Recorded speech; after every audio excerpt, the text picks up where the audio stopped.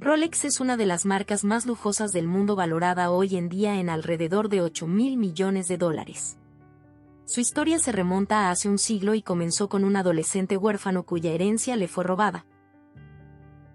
Sin nada más que su determinación de superar su desafío, se escapó de su ciudad natal y se mudó a otro país. Después de algunos años de trabajo, decidió seguir su pasión y abrió un negocio de relojería. No sabía que esta empresa lo llevaría a ser pionero en relojes de pulsera modernos, cambiando toda la industria y creando un imperio de $1.000 millones. Hans Wilsdorf nació en Kumbach, Alemania, el 22 de marzo de 1881, de padres Anna y Johann Daniel Wilsdorf. Era el segundo hijo de 3 hijos. Su familia dirigía un negocio bastante exitoso que heredó de su abuelo vendiendo artículos de hierro, clasificándolos a ellos en la clase media. Desafortunadamente su madre enfermó durante los años siguientes y murió en 1892, para empeorar las cosas. Un año después su padre también fallecería dejando a Hans huérfano a la edad de 12 años. Ahora bajo la custodia de los hermanos de su madre, su tío inmediatamente decidió vender el negocio de su familia y usó parte del dinero para su educación, colocándolos a los 3 en un internado prestigioso llamado Ernestinum-Coburg en Baviera, Alemania. Hans odió esta decisión desde el principio y se deprimió. Mientras vivía en la nueva ciudad, Hans era visto como un extraño y a menudo otros niños se burlaban de él debido a su religión. Para superar su difícil infancia, decidió centrarse en la escuela. A medida que crecía, comprendió que, aunque no le gustaba la decisión de sus tíos, se convirtió en un factor importante para su éxito.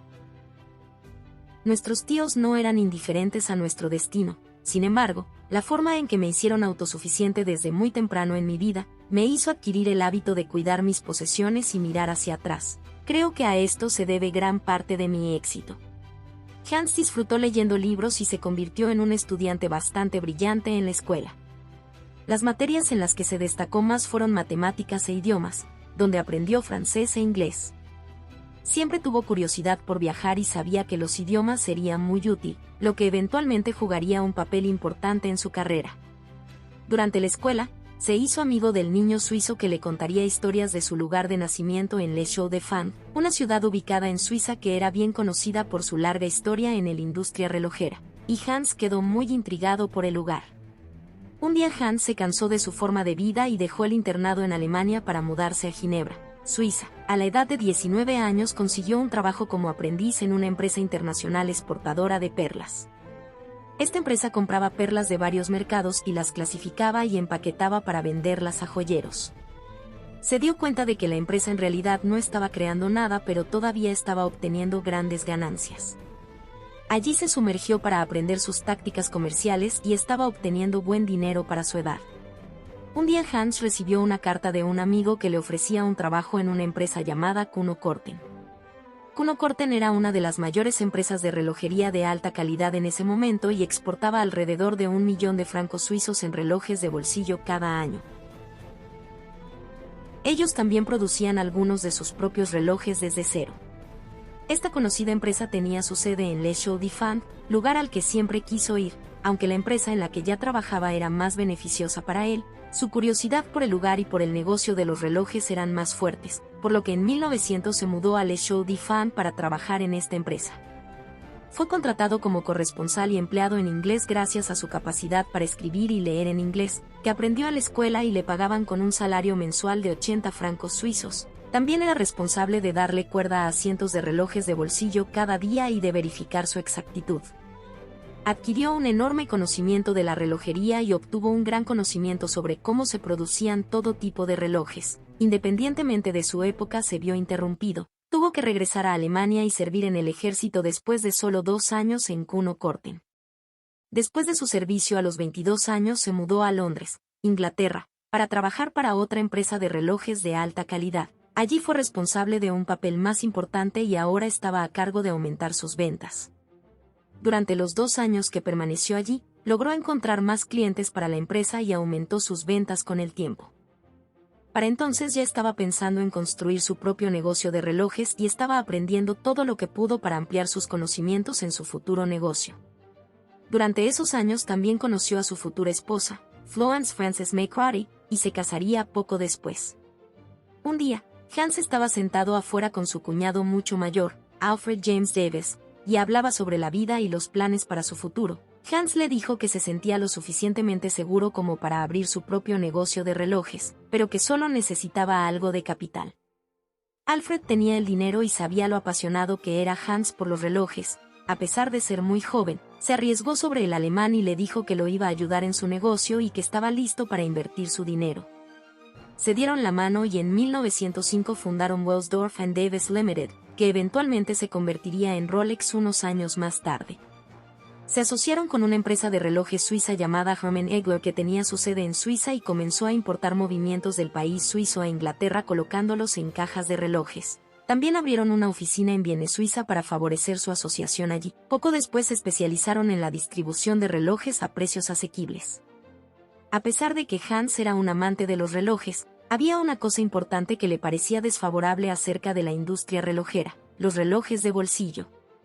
En ese momento, los relojes de pulsera eran usados principalmente por mujeres como joyas y algunos los menospreciaban. La razón era que no se encontraban bien precisos en ese momento. Estos relojes eran mucho más pequeños que los relojes de bolsillo y consistían en movimientos más pequeños que regularmente hacían que el reloj fuera más rápido o más lento debido a pequeños detalles en los movimientos. Esta fue la razón principal por la que los relojes de bolsillo eran más populares en ese momento.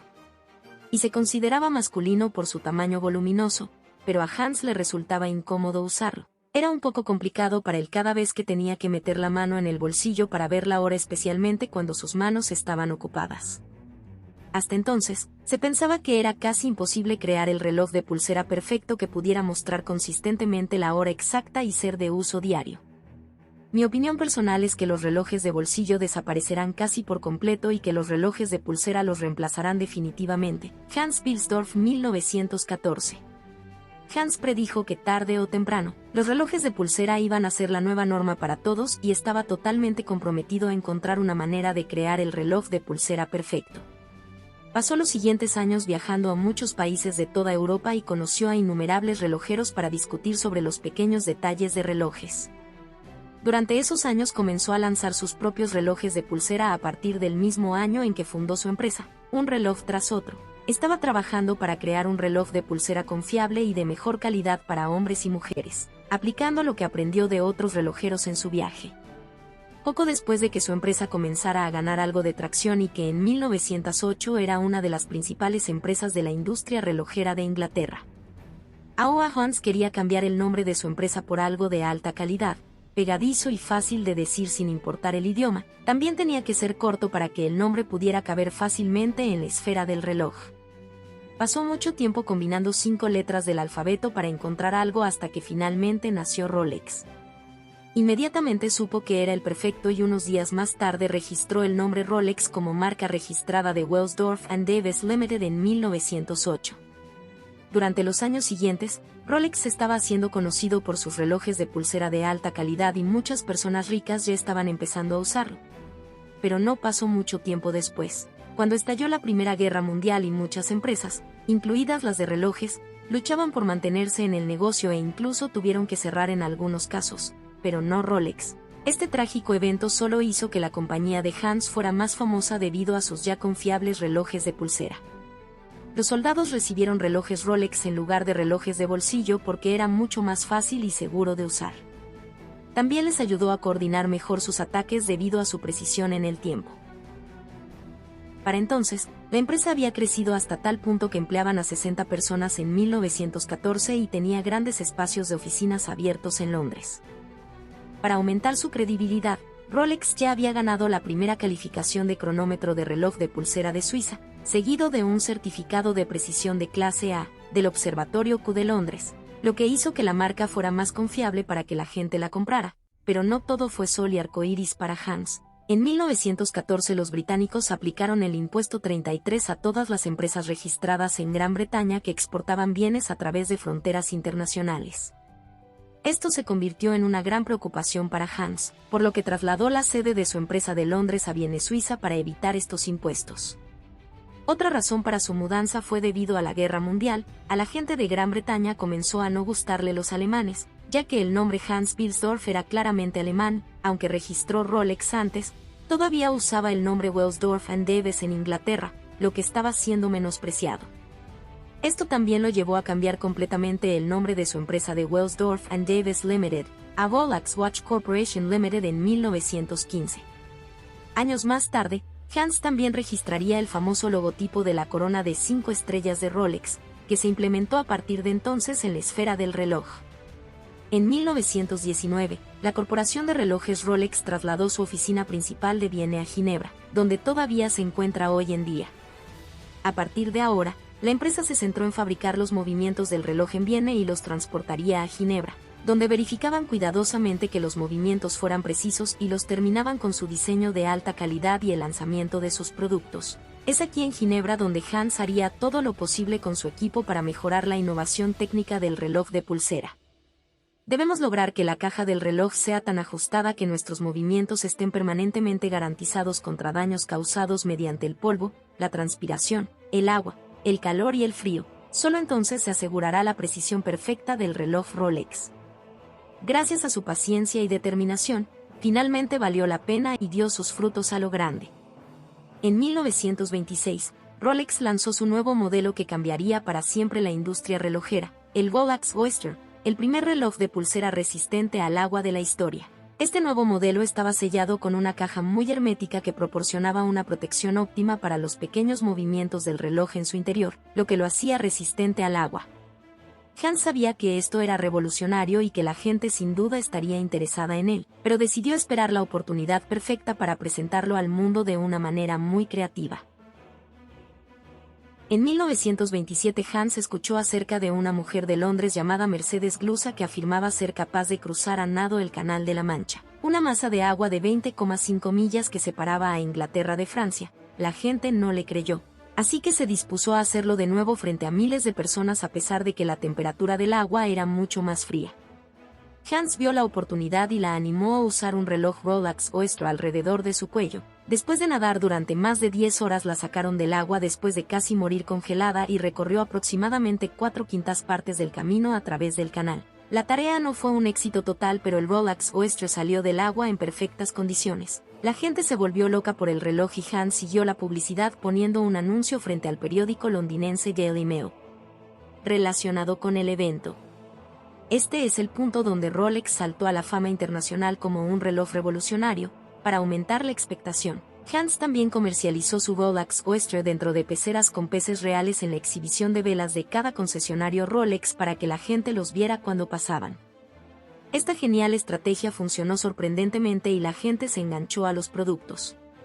Ahora, Hans decidió hacer mucha publicidad en Rolex, por lo que en 1928 trabajó con la mejor modelo británica de la época, Evelyn Leigh, para promocionar sus relojes. Y por supuesto había fotos de ella usando su reloj de pulsera dentro de una pecera. La publicidad no paró ahí. En 1933 se volvieron a ver Rolex Oyster en el periódico, relacionadas con un vuelo sobre el monte Everest en el que los miembros de la tripulación que llevaban sus Rolex quedaron muy satisfechos al ver que después del vuelo, sus relojes seguían funcionando al 100%.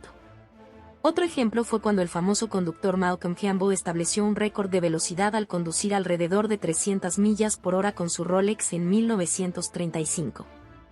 Hans le pidió permiso para publicitarlo y Malcolm lo aceptó negándose a cobrar. En ese momento la gente empezó a percibir a Rolex no solo como un reloj diseñado de alta calidad, sino también como un reloj de pulsera técnico, confiable y fiable que cualquiera puede usar en el uso diario. Solo se necesita un gran marketing para que una empresa tenga éxito. Durante estos tiempos, Rolex continuó fascinando a la gente cuando presentó su modelo actualizado, el Rolex Oyster Perpetual en 1931, que fue el primer reloj de pulsera resistente al agua y de cuerda automática. Su modelo anterior, el Rolex Oyster, fue un gran logro, pero el desafío era que todavía tenías que darle cuerda manualmente al reloj, lo que lo hacía más difícil debido a su caja apretada. Había que desenroscar la corona de ostras primero, darle cuerda y luego volver a atornillarla. Crear este reloj automático fue un sueño que durante siglos la gente intentó perfeccionarlo, pero ninguno tuvo éxito. Entre 1934 y 1940, Hans también produjo algunos relojes de alta calidad fuera de la firma Rolex y los registró con su propio nombre, pero se suspendió debido al odio que los mercados francés, británico y estadounidense tenían hacia Alemania. Incluso con todos sus logros, Hans a veces luchaba por abrirse camino en el mercado y tuvo que esforzarse el doble para crear una empresa exitosa debido a su nombre alemán. Cuando estalló la Segunda Guerra Mundial, Rolex sufrió un duro golpe. Se volvió difícil y costoso exportar productos fuera de Suiza a otros grandes mercados de Europa. Hans estaba frustrado con la situación, y para sumar a su mala suerte, otra tragedia lo siguió. Su esposa falleció en 1944. Para conmemorar a su esposa, estableció la Fundación Wilsdorf, una organización benéfica para causas sociales. Algo para mencionar: poco antes de la muerte de Hans, transfirió el 100% de la propiedad de Rolex a la Fundación Wilsdorf, que todavía posee y controla Rolex hasta el día de hoy, por lo que Rolex nunca saldrá a bolsa ni se venderá ni pagará ningún impuesto porque es esencialmente una organización benéfica. Tan pronto como terminó la Segunda Guerra Mundial, Rolex comenzó a despegar y a crecer enormemente. Para darte una idea, en 1946 Rolex había vendido sus 50.000 cronómetros Rolex certificados, que comenzaron a certificar hace 20 años. Para el año siguiente, en 1947, sus ventas alcanzaron los 100.000 cronómetros Rolex certificados, duplicando sus ventas de las últimas 2 décadas en un solo año. Su éxito estuvo respaldado por su nuevo modelo que fue lanzado en 1945, el Rolex Datejust, el primer reloj de pulsera automático resistente al agua que indicaba la fecha del mes en la esfera, al que siguió otro modelo revolucionario casi 10 años después, el Rolex Datejust, el primer reloj de pulsera resistente al agua de cuerda automática, que no solo incluye la fecha del mes sino también el día de la semana. Este tipo de relojes todavía se ven hasta el día de hoy, lo que suele ser el estándar para relojes normales. Durante los años 50, Rolex siguió lanzando una serie de relojes innovadores. El más legendario fue el Rolex Submariner, presentado en 1953.